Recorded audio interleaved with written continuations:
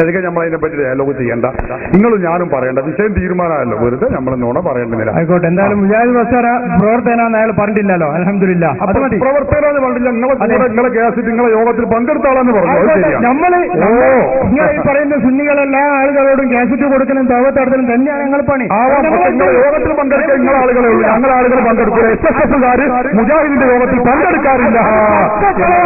അത് പച്ചക്കളവാണ്, സത്യമാണ്. നേരത്തെ പറഞ്ഞ ചോദ്യത്തിൽ ഞാൻ എന്റെ ഭാഗം പറയാണ്. അത് പറഞ്ഞോളി. വലു സമയവും മസ്തജാബൂലക്കും എന്നുള്ള സൂറത്ത് ഫാത്തിർ 14-ാമത്തെ ആയത്താണ് നേരത്തെ ഇവിടെ ചർച്ച ചെയ്തത്. അതിന് നിങ്ങളുടെ ഭാഗം ഞാൻ പോരാ എന്ന് ഈ മൗലവിയോട് ചോദിച്ചപ്പോ അയാൾ പറഞ്ഞില്ല. ഞാൻ മനസ്സിലാക്കിയത് ഈ തദൂഹും നിങ്ങൾ അവരെ വിളിച്ച് പ്രാർത്ഥിച്ചാൽ എന്ന് പറയുമ്പോൾ ഈ ഹൂം എന്ന് പറഞ്ഞാല് അവിടെ നിങ്ങൾ പറയുന്നത് അത് ബിംബങ്ങളെ സംബന്ധിച്ചല്ല, ജീവനുള്ളതോ ഇല്ലാത്തതോ ആയ ദൈവങ്ങളെ കുറിച്ചാണ് ഞാൻ പറഞ്ഞത്. നിങ്ങൾ ശരിക്കും ശ്രദ്ധിക്കണം, കേസറ്റ് റെക്കോർഡ് ചെയ്തിട്ടുണ്ട്. അതെ, അവിടെ പറയുന്നുണ്ടല്ലോ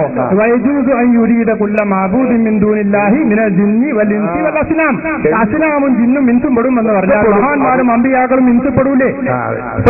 അപ്പൊ അവരെ വിളിച്ച് പ്രാർത്ഥിക്കാനും അവർ കേൾക്കൂല എന്ന് പറഞ്ഞു കഴിഞ്ഞാൽ അവർ ആരാധിച്ചാൽ മാത്രമേ കേൾക്കൂ, അല്ലാത്തവർക്ക് കേൾക്കൂല എന്ന് പറഞ്ഞാൽ ഞാനും തന്നെ ആ ചോദ്യം വരുത്തേണ്ടില്ല. പുറത്തുബീലാണ് ഞാൻ കൊടുത്തിരുന്ന കിതാബ്, ഞാൻ അത് വായിച്ചിട്ട് ഞാൻ വരും. ഈ ജാതി അബദ്ധം മുജാഹിദ് പറയുന്ന എനിക്കറിയാം, അതുകൊണ്ടാ ഞാനിത് ഞാൻ വായിക്കാം.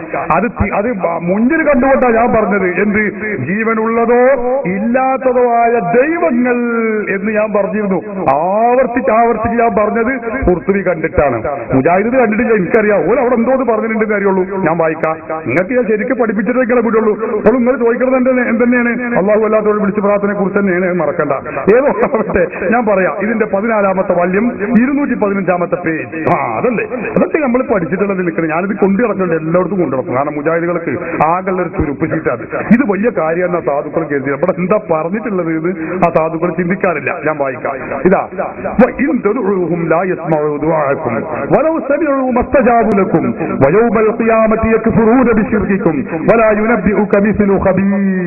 ഈ ആയത്ത് വിശദീകരിച്ചുകൊണ്ട് ഇമാം ഖുർത്തുബി പറയുന്നു,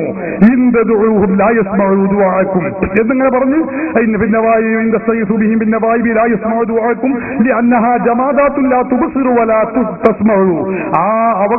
നിങ്ങൾ വിളിച്ചു തേടുന്ന ആ ദൈവങ്ങളുണ്ടല്ലോ, അത് ജീവനില്ലാത്തതാണ്, അത് കാഴ്ചയില്ല, കേൾക്കുകയുമില്ല.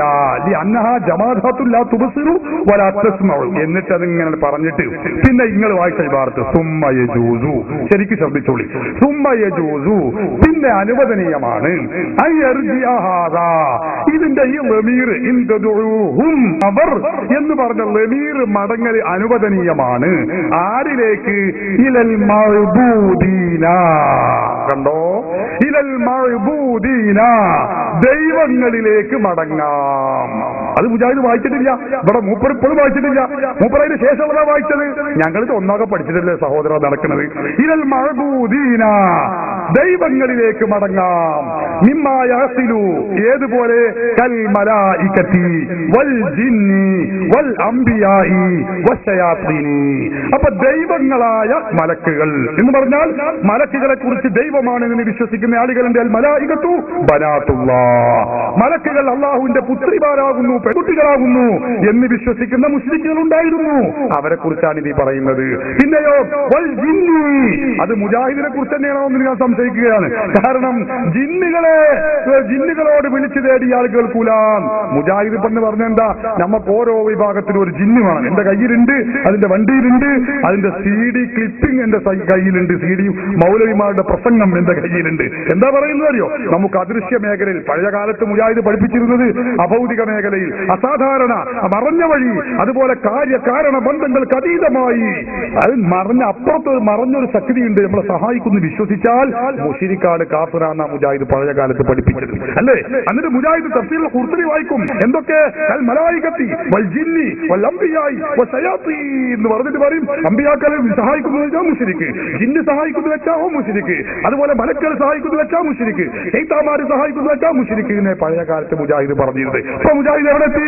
നമ്മളെ കൂടെ ഓരോ ജിന്നുകൾ നമ്മളെ സഹായിക്കാറുണ്ട്. ജിന്ന് ജിന്നുകൾ മറഞ്ഞ വഴിയോ തെളിഞ്ഞ വഴിയോ? ജിന്നുകൾ അഭൗതികമോ ഭൗതികമോ? ജിന്നുകൾ കാര്യകാരണ ബന്ധങ്ങൾക്ക് അതീതമോ അധീനമോ? ഇരിക്കട്ടെ, ആ ചോദ്യത്തിലേക്ക് ഇപ്പൊ ഞാൻ കടക്കുന്നില്ല. അതിന് മറുപടി പറയാൻ ഞാൻ മടവൂർ ഗ്രൂപ്പിൽ ഏൽപ്പിക്കുകയാണ്. ഏതോ ആവട്ടെ സഹോദരന്മാരെ, ജിന്നെന്ന് പറയുന്ന മറഞ്ഞ വഴിയിലുള്ള അഭൗതിക വഴിയിലുള്ള ഒരു ശക്തിയെ വിളിച്ച് സഹായിക്കാൻ കഴിയുമെന്ന് വിശ്വസിച്ചാൽ ശിർക്കാണ് മുജാഹിദ് പറഞ്ഞിരുന്നത്. അതിനാ മുജാഹിദ് തെളിവ് ഉദ്ധരിച്ചിരുന്നത്. ഏതോ ആവട്ടെ, ഇങ്ങനെ ദൈവമാണെന്ന് വിശ്വസിക്കപ്പെടുന്ന മലക്കുകൾ, ദൈവമാണെന്ന് വിശ്വസിക്കപ്പെടുന്ന ജിന്നുകൾ, ദൈവമാണെന്ന് വിശ്വസിക്കപ്പെടുന്ന അമ്പിയാക്കൾ, ദൈവമാണെന്ന് വിശ്വസിക്കപ്പെടുന്ന പിശാചുക്കൾ ഇവരൊന്നും വിളിച്ചാൽ കേൾക്കൂല. നോക്കൂ നിങ്ങൾ. അപ്പൊ ജീവനുള്ളതും ജീവനില്ലാത്തതുമായ ദൈവങ്ങളെ കുറിച്ചാണ് പറഞ്ഞത്. അപ്പൊ അല്ലാഹു അല്ലാത്ത ദൈവങ്ങൾക്ക് ആരാധിക്കുന്നവരുണ്ടോ? ജീവനുള്ളതും പെട്ടു, ഇല്ലാത്തതും പെട്ടു. അവരെ വിളിച്ചാൽ കേൾക്കൂല. ഇതാ ഖുർആൻ പറഞ്ഞത്. അതല്ലാതെ മഹാത്മാക്കളായ മുഹമ്മദ് ശൈഖ് ദൈവമാണെന്നോ ദൈവാവതാരമാണെന്നോ ദൈവത്തിന്റെ പുത്രനാണെന്നോ ദിവ്യത്വമുണ്ടെന്നോ വിശ്വസിക്കാതെ, അല്ലാഹുവിന്റെ അടിമയാണ്, നബിയാണ്, റസൂലാണ്, വലിയാണ് എന്ന് വിശ്വസിച്ചുകൊണ്ട് സഹായം ചോദിച്ചാൽ അത് ഈ ആയത്തിന്റെ പരിധിയിൽ പെടുമെന്ന് ഒരൊറ്റ മുഫസ്സിറും പറഞ്ഞിട്ടില്ല. ലോകത്തൊരൊറ്റ മുജാഹിദിനും തെളിയിക്കാൻ കഴിഞ്ഞില്ല. നേരത്തെ തെളിയിക്കാൻ കഴിയാത്ത മൗലവിക്ക് കഴിയാത്തതുപോലെ നിങ്ങൾക്കും കഴിഞ്ഞിട്ടില്ല. ഉണ്ടെങ്കിൽ നിങ്ങൾക്ക് ഇനിയും പറയാം. അത് സംബന്ധമായിട്ട് നിങ്ങളെ